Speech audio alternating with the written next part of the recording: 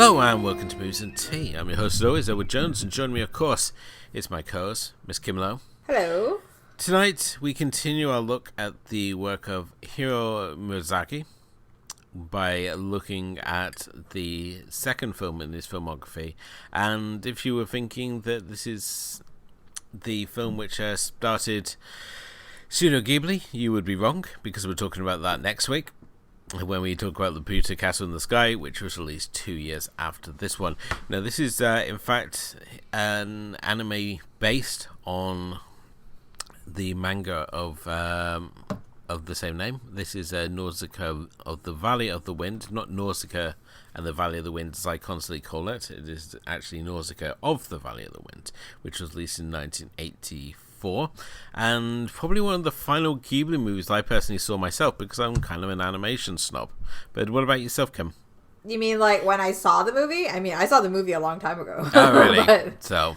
yeah, it's I always say that, you know, when you like Studio Ghibli or you grew up with Studio Ghibli, a lot of times what is your favorite movie is very in correlation with the age of when you're born.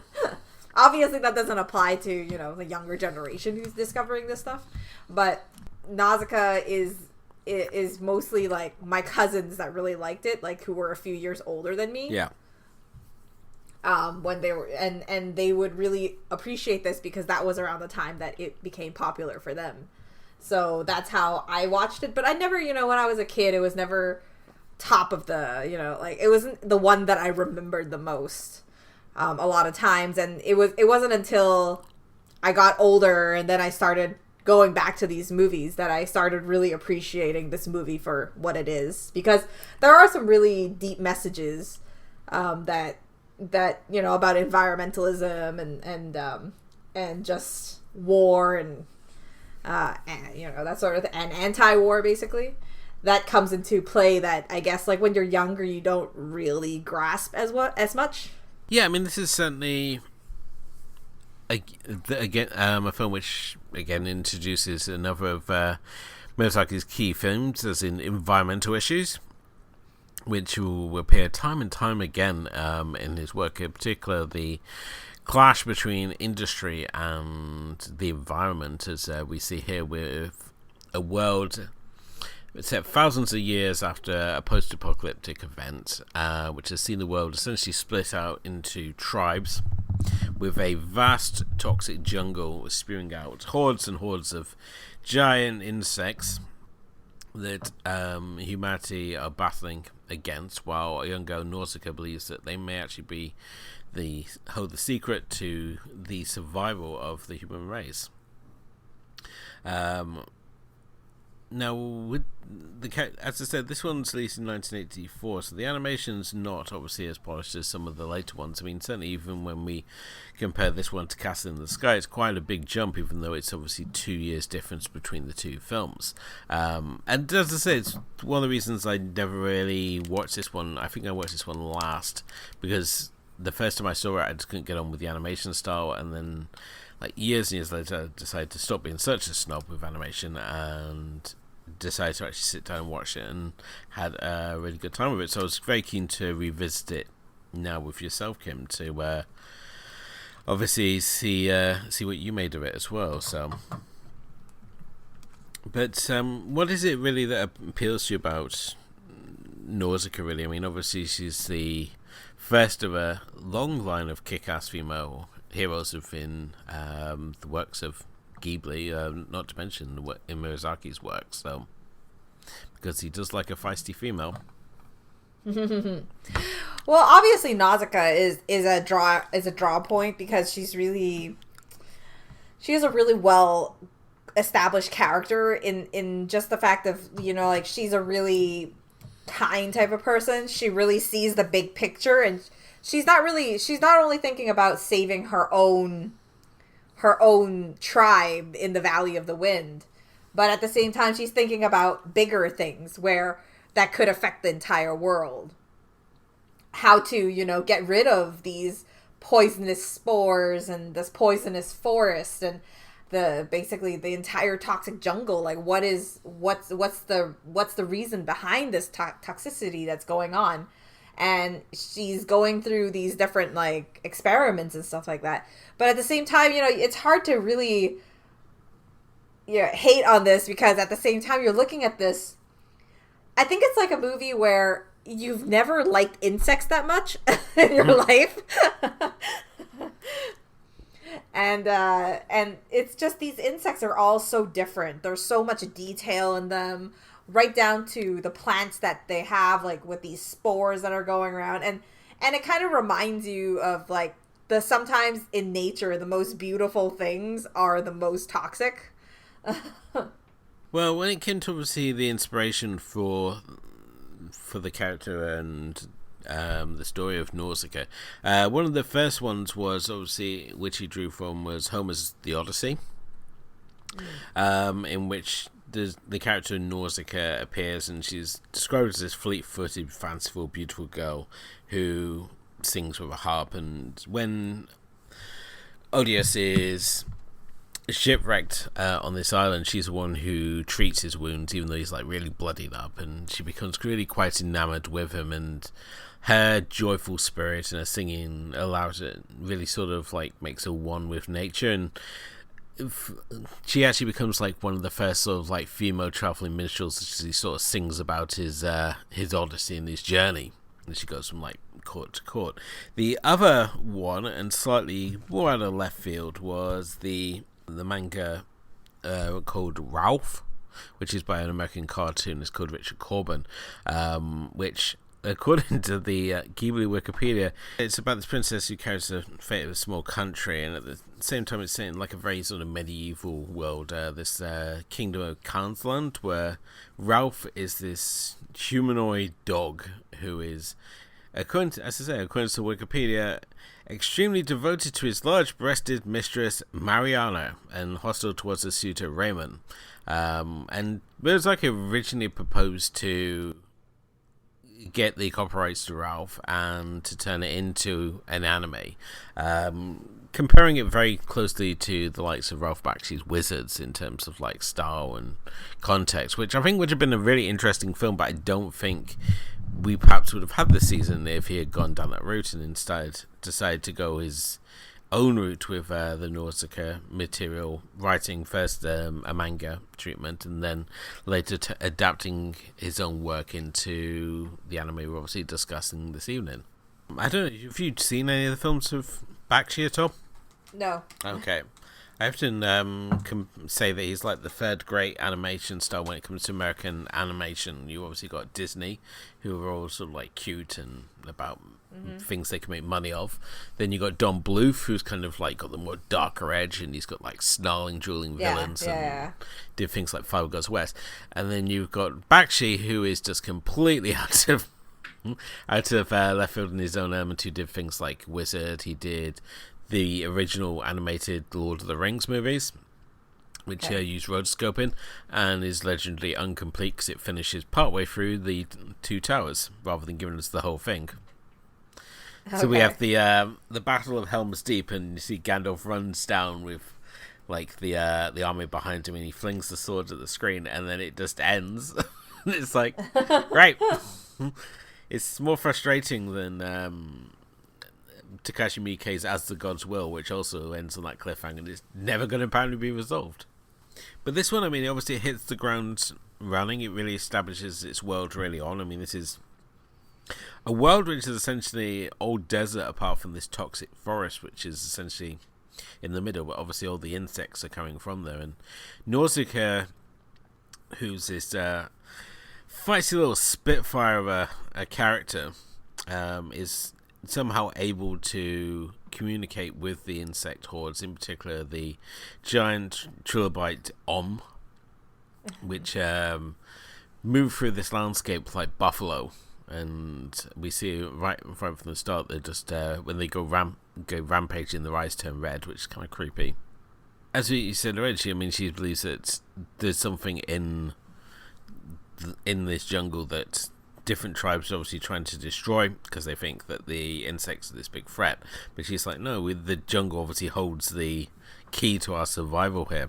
at the same time, I mean, Nautica's tribe, they're kind of like the country folk, really, when you look at it. They're all there with, like, their windmills, and they live this quiet little life, and then you've obviously got the military strait of Tolmeca, who, as part of their larger plot, they're trying to unleash a giant god weapon that we're led to believe was responsible for humanity being crushed in the first place in this event that they referred to as the 7 Days of Fire.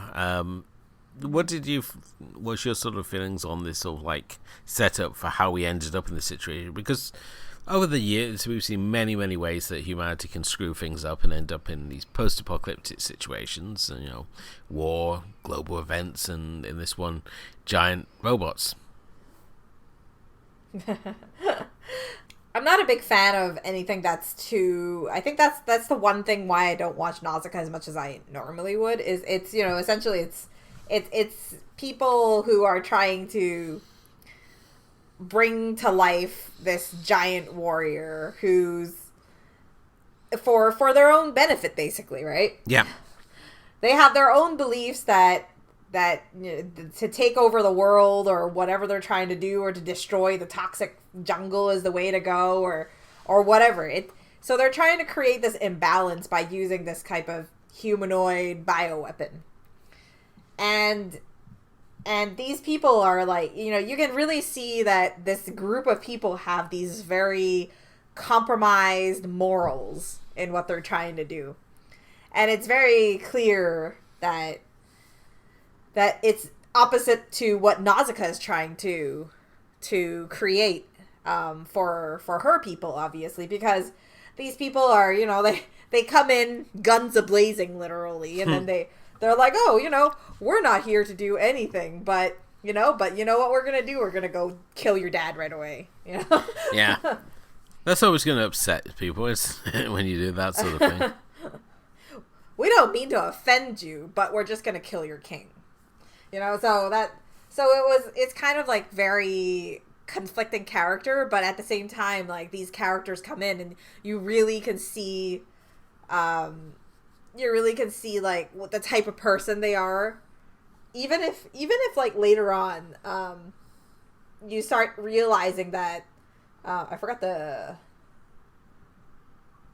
Princess Kushana is the one who leads this whole Tomikia military. And what happens is, eventually we realize that she has been affected by the toxic jungle. And basically, it's kind of her way to revenge the jungle type of thing. Yeah.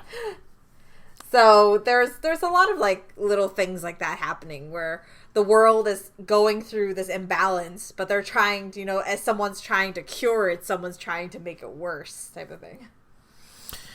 It's true, and they put all this emphasis on this giant god warrior that's going to be like the turning point in this their plans. And it turns up, fires about 3 laser beams, which are true, very impressive, and then it just dies. Which I had to say was like kind of anticlimactic. This melty thing before it's ready, Because they build it up, it's sort of like going to be this epic weapon. And you think, oh my god, how the hell are they going to stop it? Basically, all they have to do is just wait it out. Although I did like the design of the god weapon, because we obviously have I think it's the opening credits, we get the hint at the 7 Days of Fire, and you see these like giant robots like figures hulking across the landscape. They're very similar to the robot sentries that we're seeing in Castle in the Sky, not to get too far ahead of ourselves. Mm-hmm. Which I found the other day, you can actually get like a model to go on your desk of. Oh, okay. But it's such a big thing. It's more bigger than the Tyrant figure from the Virus toy line. Which I still want, even though it's like a huge paperweight or a thing, and it probably won't fit on the shelf. There's something about that toy I still really like. I mean, if it came to like Ghibli figurines, is there a particular figurine that you would like of the Ghibli world? Well, Totoro. You just want Totoro. Wow, what a surprise that is. Well, what a surprise, right? No. I to be fair, if it was one, I would actually want one of like Kiki with the cat, with her cat. You know, like that. Okay. That's one that I would. That's another one that I would really, really like. Like Kiki on her bike with her cat. You know, really, or on her broom with her cat or something. You know, like something like that. Oh, nice. That's a good choice. Now I'm like completely stumped to what I would want myself. I don't know, probably maybe the Radish Spirit from Spirited Away. Or I've never seen Princess Mononoke, but that's, you know, down the way we'll be watching that. But I mean, I've always thought that Princess Mononoke with her on the wolves, are really, really, like, that would be a really nice figurine to have also. She has a really cool design, especially with the mask. I think that she's really, really, really cool, and I think certainly in that world there's a lot of really interesting sort of character design. And I think this is again with Nausicaa. It's very much like almost like a Tesserand still, because it was obviously with Lupin the Third. That's a Monkey Punch property, so you're sort of tied slightly to maintaining the vision, even though, as we mentioned on the previous episode, there was tweaks made here. With Nausicaa, I mean, it's his own property, so he was free to adapt it, and certainly the anime is a lot different than the manga. I mean, we could do a whole episode just on the manga alone. There's that many sort of differences. So even if you've seen like Nausicaa, the Valley of the Wind, then definitely go and check out the manga as well, because it's two completely different stories essentially. So you can still enjoy the both. Certainly, I would say that the anime is it's been tweaked obviously to take advantage of all the things you can obviously do with animation, so it's got a lot more sort of action beats to it. And say when it comes to the action beats, those are where I think those are the moments that the film really sort of shines in this one, because we have like these really sort of hectic sort of battle sequences, especially like on the plane where you've got like one crowd pushing against another. There's some really interesting stuff there, and the fact that everything's got this medieval edge to it. So no one really has guns, they'll have swords and knives and things. I think it's kind of interesting when you juxtapose it against this almost steampunk world where, despite the fact that nobody's got much modern things, we all apparently have planes. Planes are apparently the one thing that managed to survive the post-apocalypse, so... Flying things in general. Yeah, flying things. And there's some really nice flying sequences in there, even though the science of how gravity and thrust and pull work is completely out the window here. There's so many scenes like when you see like Nausicaa go from like one vehicle to the next, it's like, no, that wouldn't happen. For sure. I mean, how she like goes on her thing and then all of a sudden it flies a certain way and then she flips over and then she jumps on her little flying machine type of thing. It's like when there's a shot at the end where you've got her launching small children off on gliders across this crevasse, and I'm thinking, my God, those children are just going to fall off. It's weird how I was so strangely concerned about that. It's sort of like, how are they holding on? Is it just like sheer force of will, the fact that you're being thrown out into the abyss by some crazy princess who talks to bugs, that you just will yourself to hold on, like going down a zip line? That was my weird takeaway from the film tonight, I have to say. That's my weird parental concern. Well, I mean, it is legit, but I mean, like, there is a lot of these weird things that happen. I feel like when you think about like future Ghibli movies that we're gonna get into, or just Miyazaki movies in general, there are some interesting saving like kids endangered, and then they have to go through these weird sequences where they need to be saved type of thing. So, yeah. Well, when the film was originally picked up, it was released in the States under Roger Corman's New World Pictures, and he edited it into a film called Warriors of the Wind, which essentially cut out 25 minutes of footage from the film and tried to focus somehow on the male characters of the film. And this greatly upset Miyazaki to the point that when he was approached by Harvey Weinstein about distributing Princess Mononoke, suggesting that he was going to be making cuts to the film, as Weinstein often did, Miyazaki responded by sending him a katana with a note attached stating, "No cuts." And when later questioned about the incident, Miyazaki simply smiled and stated, "I defeated him." And this is the no cuts policy really continues today, as we said in our last episode, with Disney handling the distribution. And even when, especially when you like compare like this version to the version that Corman put out, it becomes all the more clearer why he's so insistent on nobody messing with his projects. Apparently he's fine with them putting like the happy celebrity voices on, but you can't edit a Ghibli movie. Let's talk a bit about the voice cast here, because obviously they're always a big selling point of these movies is who they get in. And did you watch the dub or did you watch the sub of this one? I watched the dubbed version.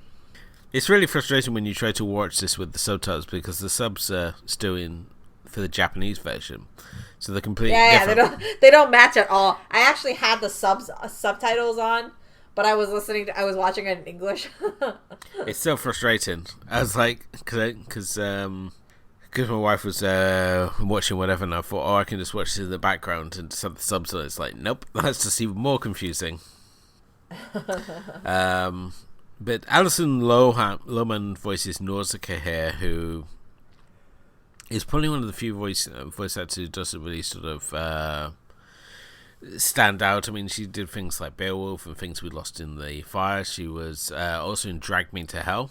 Alison Lohman was also, I think, I haven't seen that much of her, but I believe she was in White Oleander. Yes, she was. So she is the least to a celebrity of the cast, but I mean the cast also includes Patrick Stewart as Lord Duper, Shia LaBeouf as Aesbo, and Uma Thurman as Kushana. We also get Edward James Olmos, as well as Frank Welker, which is always exciting when you see Frank Welker, because Frank Welker is the voice of Optimus Prime.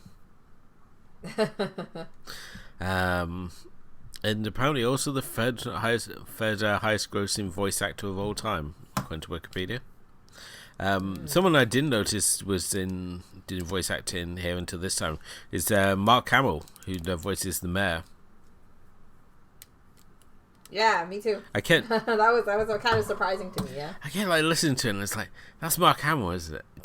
I didn't have access to my phone at the time to check it, and it's just like you keep hearing these bursts, and you're like trying to latch it on, because I thought the Ghibli project he did was Castle in the Sky. I didn't realize he was on this one as well. So he really started his voice acting career a lot earlier than everyone expects, because we sort of assume that he did nothing until he did the Joker in Batman the Animated Series, and then suddenly became a massive voice actor. But no, he was obviously doing stuff before then.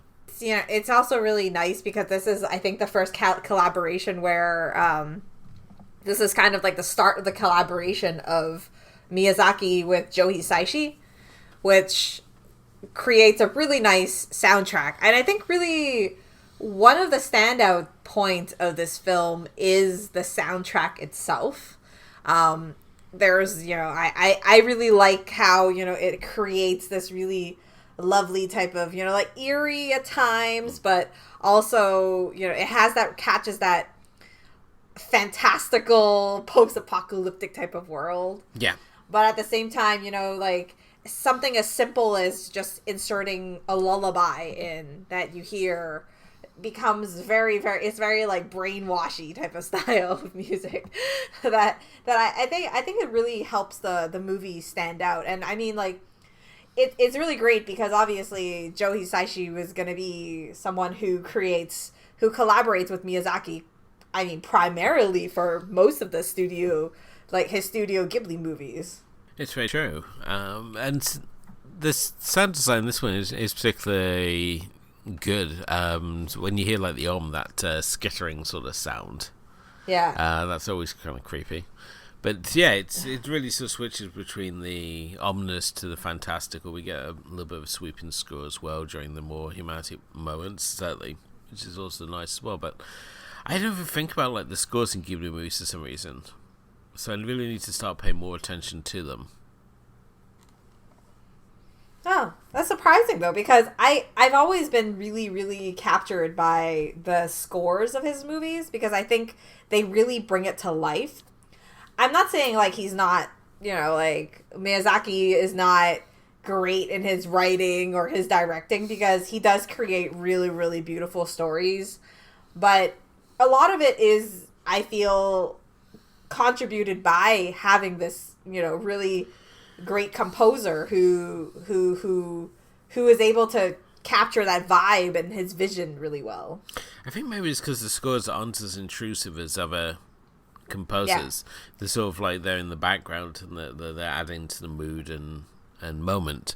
Whereas other like look at Murakami or like Danny Elfman, and it's sort of like these big lambasted scores who are just like forcing their way into your consciousness. It's sort of like, yes, you will feel this way about this. So yeah, it's not a Tarantino movie type of score. No. Yeah, Tarantino really loves to crank up the volume on his soundtracks, doesn't he? So I'm not saying like it's not a dig on him having a bad soundtrack, as a lot of Tarantino movies, the soundtrack might be one of the big standouts. So, but no, I mean it's one of the things that I really, really love about Miyazaki movies. I just like the little, like I feel like Miyazaki is one of those people who are perfectionists, where everything he does, right down to the little minuscule detail, is going to be something that he planned and he wanted, and he's going to make sure that these things are all going to contribute to the film as a whole, whether you appreciate it or not, right? Oh yeah, I definitely feel that Miyazaki is unquestionably a perfectionist when it comes to his works. I mean, obviously the only other director I can think of who's so like precise in his work would be Katsuhiro Otomoto. Who obviously directed like Steam Boy and Akira, who went and checked for every individual cell of animation in Akira especially. And I think when Miyazaki is very precise in his work. I mean, there's obviously the tales of him, like when you look at Keys Living Service, where he spent the day at the park watching the wind blow women's skirts up just so he could get the right flow of the animation when we see Kiki on a balloon. Of course he did. And I think this is also like proven, this sort of like dedication to his work has also led to him having this sort of very disassociated relationship with his own son, he's not afraid to be critical of his son's work as well. I mean, certainly when his son directed Tales from Earthsea, there's a documentary that shows him going to watch it and then walking out after like the first 20 minutes criticizing that his son should not make his work so personal. Coming from the man who later on we're going to watch The Wind Rises, which is completely a passion project. Oh yeah, that's a yeah. For a man who just like loves to work flying machines in, let's just make a film completely about a plane design, just so I can cram as much flying machines as possible. But he's also, I mean, how many times has he retired now? I think he's going to be like Run Shaw and just forget to retire. Because, I mean, Run Shaw was like 107 and still working, so. Because it's like, every time he says, oh, like, this is going to be my last film, and then he'll, like, go away for, like, a little bit, and then they come back and make something else, and then say, oh, no, this is my last film, this is definitely it, and then he comes back again, so. It's how we have these big gaps, I guess. I mean, I only remember The Wind Rises being his actual, retirement thing, and then now we have something that's in the works already, right? That's supposed to come out soon. It also helps the fact it being an animated film. You kind of expect there to be a gap because, animation takes a while to do, so.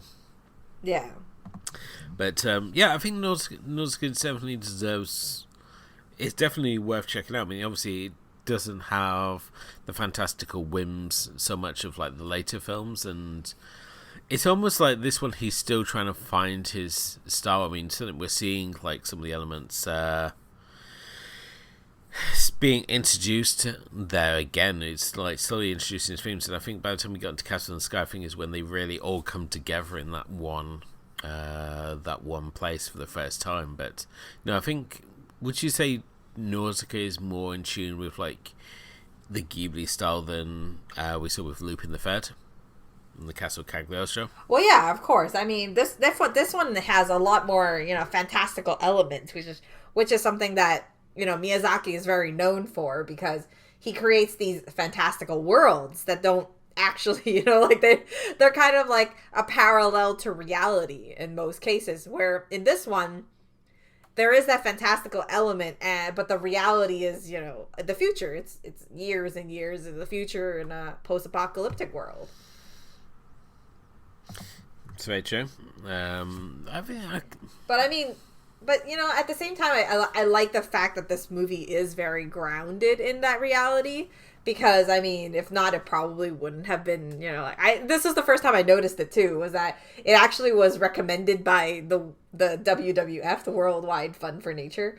I had never known that this film was actually recommended. I didn't even know the organization recommended movies. I didn't, because it's hard to make out. I thought, because no one bothered to translate that opening card, so I wasn't sure if he made it with them or what the deal was. I didn't realize they recommended it. Yeah. But no, I don't think they've had any other interesting films outside of this. I mean, certainly weren't attached to Fern Gully in any way. No, I think the only other time they've been involved in social media is when they got into that big suing match with the world, with the former WWF, which then became the WWE. So, because I guess they got tired of everyone confusing the two.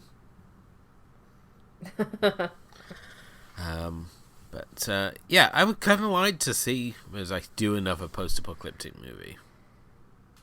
Just maybe do, I don't know whether it's something like the Nausicaa world or do another character entirely, but I'd be kind of interested to see him do this, because a lot of, as I said, all of his works you do now are very sort of more fantasy based.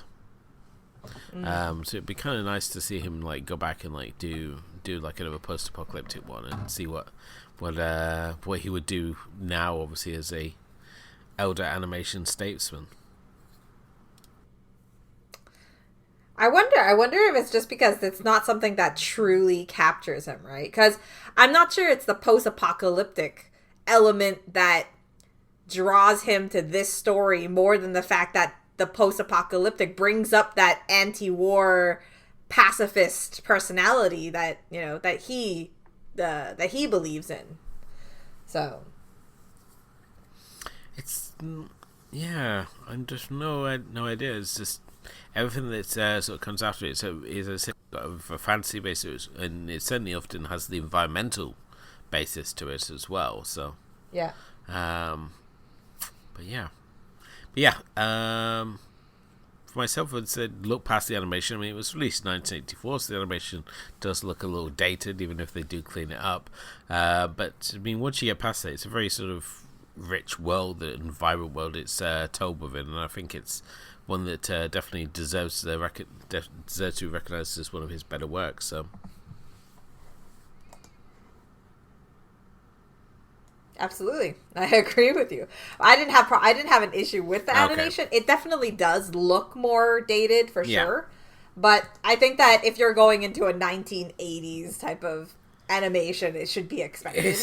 It's so hard with animation to know it, because it always varies from like animator to animator. I mean, obviously we look at Five Goes West, the Five movies, which are also released around this time.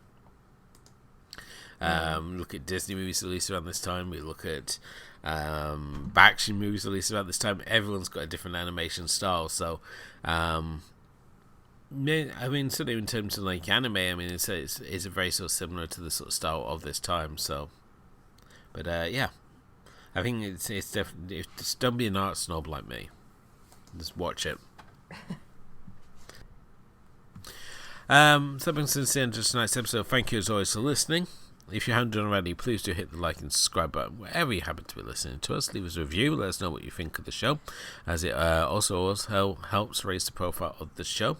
You can follow us on Facebook and Twitter and Instagram. Come say hi to us there. And you can check out our full archive episodes on our blog, which is moosandteapodcast.wordpress.com, where every Friday, myself and Kim both pick a film for our Friday Film Club. To sometimes the theme, sometimes it's not, but it's a chance for us to talk about more of the movies that we love. But Kim, where are we going to next? Yeah, we're going to Castle in the Sky, which is released in 1986, aka the year that I was born. Nice. So obviously Castle in the Sky coming up next, a fantastical tale about flying castles, sky machines, sky pirates, giant robots, and military forces. That's going to be an exciting and a fun one to go and check out for sure. But until next time, thank you again for listening. Thanks to my co-host Kim, and we'll be back next time to talk about Castle in the Sky. Until then, good night.